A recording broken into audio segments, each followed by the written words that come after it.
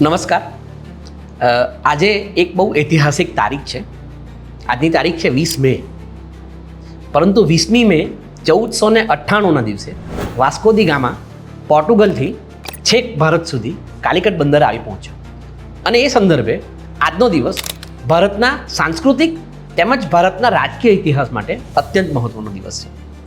Vasco દી gamma Bharat કઈ રીતે પહોંચ્યો, કાલિકટ બંદર ઉપર એનું સ્વાગત કઈ રીતે થયું, એ પાછો કઈ રીતે ગયો, ત્યાં જઈને એણે રિપોર્ટિંગ શું કર્યું, એ ફરી પાછો આવ્યો, ત્યાર પછી ડચ આવ્યા, ફ્રેન્ચ આવ્યા, અંગ્રેજો આવ્યા, એની શું હિસ્ટ્રી છે, એ બધું જ આપણી પાસે અવેલેબલ છે. ગૂગલ પર પણ અવેલેબલ છે અને પુસ્તકોમાં પણ અવેલેબલ છે. પરંતુ એ સંદર્ભે આજે એક અવળો વિચાર કરવાનું મન થાય છે કે 1498ની 20મી મે એટલે કે 15મી સદી પૂરી થવાને 2 જ વર્ષો બાકી હતા, ત્યારે જો વાસ્કો દ ગામા કાલિકટ બંદરે અથવા ભારત ન આવ્યો હોત તો શું થયું હોત. અનેક સારા લોકો એવી સલાહ આપી રહ્યા છે કે ભારતમાં અંગ્રેજો આવ્યા કે વિદેશીઓ આવ્યા એના આપણને અનેક ફાયદાઓ છે. જેમ કે આપણે ત્યાં ટ્રેનનું તંત્ર આવી ગયું, આપણે ત્યાં શિક્ષણનું તંત્ર આવી ગયું, આપણે ત્યાં પોસ્ટ ઓફિસનું કે બેન્કિંગનું તંત્ર આવી ગયું, જે કદાચ ભારતીયોના હાથમાં હોત અથવા ભારતીયો પર આ પ્રજાએ રાજ ન કર્યું હોત તો કે આ બધી સુવિધાઓ ન આવી હોત.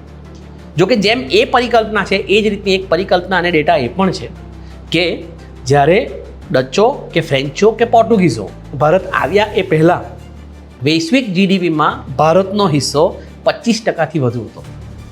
અને ઔદ્યોગિકરણ તો આમે પછી થયું હતું, પરંતુ ઔદ્યોગિકરણ થાય એ પહેલાં ભારત કાપડ, મસાલા અને હસ્તકલાને કારણે વૈશ્વિક સ્તરે અત્યંત મોટો વેપાર કરી રહ્યું. એટલે અંગ્રેજો કે ડચો કે ફ્રેન્ચો કે પોર્ટુગીઝો આવ્યા પહેલાં ઓલરેડી આપણે વૈશ્વિક સ્તર ઉપર બહુ જ સારો વેપાર કરી રહ્યા. સમયની સાથે નવી વસ્તુ ઉમેરાતી જતી, તો કદાચ આજ સુધીમાં આપણે પણ ધારો કે ગુલામ ન થયા હોત તો રેલવેમાં કે બેન્કિંગ સિસ્ટમમાં કે શિક્ષણના સિસ્ટમમાં આપણે આગળ આવી જ શક્યા હોત.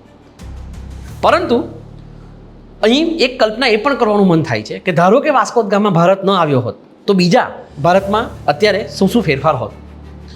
તો કે એક સૌથી મોટો ફેરફાર કદાચ એવો થયો હોત કે શશી થરૂરે વર્ષો પહેલાં લંડનમાં એક વાત કરેલી કે બ્રિટિશરો આપણે ત્યાંથી $ટ્રિલિયન્સ સંપત્તિ લૂંટી ગયા છે. જે $ટ્રિલિયન્સ જે સંપત્તિ છે એ આપણે ત્યાં જ રહી હોત. હા, કદાચ એવું બન્યું હોત કે જે અખંડ ભારતની જે આપણે કલ્પના કરીએ છીએ અથવા હમણાં એક જ બંધારણ અંતર્ગત આપણે આખો દેશ છે એની જગ્યા ઉપર યુરોપિયન યુનિયનની જેમ દેશી રજવાડાઓને કારણે આપણે એક નાના રાજ્યોનો સમૂહ હોત. કદાચ આપણું બંધારણ એક બંધારણ હોવાની જગ્યા પર યુરોપિયન યુનિયનની જેમ એક આખું સામૂહિક બંધારણ હોત. પછી એક બીજો તર્ક એવો પણ કરવાનું મન થાય છે કે ધારો કે વાસ્કો દી ગામા ભારત ન આવ્યો હોત તો ભારતનું રાજકીય ચિત્ર કેવું હોત. વાસ્કો દી ગામા જ્યારે ભારત આવ્યો ત્યારે મુગલો આમ પણ ઓસરી રહ્યા હતા. સાથોસાથ ભારતના જે દેશી રજવાડાઓ છે, ખાસ કરીને મરાઠાઓ, એ ઉદિત થઈ રહ્યા હતા, એ જીતી રહ્યા હતા, એ આગળ વધી રહ્યા હતા. તો કદાચ એવું બન્યું હોત કે બ્રિટિશર્સ પોતાની સત્તા સ્થાપે એ પહેલાં ભારતમાં મરાઠાઓ, શીખો કે પછી દક્ષિણના રાજ્યના જે સામ્રાજ્યો છે એ સામ્રાજ્યો વધુ સ્ટ્રોંગ થયા હોત અને એમણે જ ભારતને નાના રાજ્યોમાં વિભાજિત કર્યું હોત. આ ઉપરાંત સૌથી મોટો સાંસ્કૃતિક જે ફેરફાર થયો હોત એ થયો હોત કે આજે ગોવા કે સિક્કિમ અથવા પછી ભારતના અનેક વિસ્તારોમાં જે ક્રિશ્ચિયાનિટી પ્રવૃત્તિ છે એ ક્રિશ્ચિયાનિટી ભારતમાં એવો એક પણ ક્રિશ્ચિયન નથી જે ક્રિશ્ચિયન ત્યાંથી આવ્યો હોય. આજના સંદર્ભમાં આ તમામ જે ક્રિશ્ચિયન્સ છે ક્યાંક ને ક્યાંક ધર્મ પરિવર્તન પામેલા છે.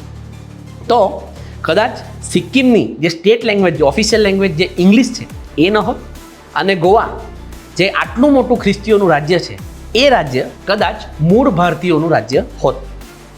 તો એક વ્યક્તિ માત્ર યુરોપથી ભારત આવ્યો એને કારણે ભારતની જે આજે પોલિટિકલ અને કલ્ચરલ સિનારીઓ આખો બદલાઈ ગયો છે એ પોલિટિકલ અને કલ્ચરલ સિનારીઓમાં ઘણો મોટો તફાવત હોત. અલબત્ત દરેક દેશની, દરેક સંસ્કૃતિની એક નિયતિ છે, એટલે એ નિયતિ અંતર્ગત જ આ બધું થયું છે, આપણે માની લઈએ. પરંતુ કદાચ જો વાસ્કો દી ગામા ભારત ન આવ્યો હોત તો આજે ભારત કંઈક જુદી રીતે આખા વિશ્વમાં પોતાનું નામ ધરાવતો હોત. અને એ વાત પણ સાચી કે જો વાસ્કો દી ગામા ભારત ન આવ્યો હોત તો એની જગ્યા ઉપર ત્યાર પછીના 50 કે 100 કે 150 વર્ષોમાં કોઈક ને કોઈક યુરોપિયન તો ભારત આવ્યો જ હોત. પરંતુ કદાચ 100 વર્ષ પછી પણ કોઈ યુરોપિયન ભારત આવ્યો હોત કે 50 વર્ષ પછી પણ કોઈ યુરોપિયન ભારત આવ્યો હોત તો પણ ભારતની આજે જે રાજકીય, સામાજિક કે સાંસ્કૃતિક પરિસ્થિતિ છે એ પરિસ્થિતિમાં ઘણો બધો ફેરફાર હોત. એટલે જ આજે એ કલ્પના કરવાનું મન થયું કે જો વાસ્કો દી ગામા 20 મે 1498ના રોજ ભારત ન આવ્યો હોત તો આજનું ભારત કેવું હોત. આ ઉપરાંત તમારી પાસે પણ કોઈ ઇનપુટ હોય તો તમે તમારા ઇનપુટ્સ અને તમારી કલ્પનાનું ભારત કમેન્ટ સેક્શનમાં જણાવી શકો છો. Thank you.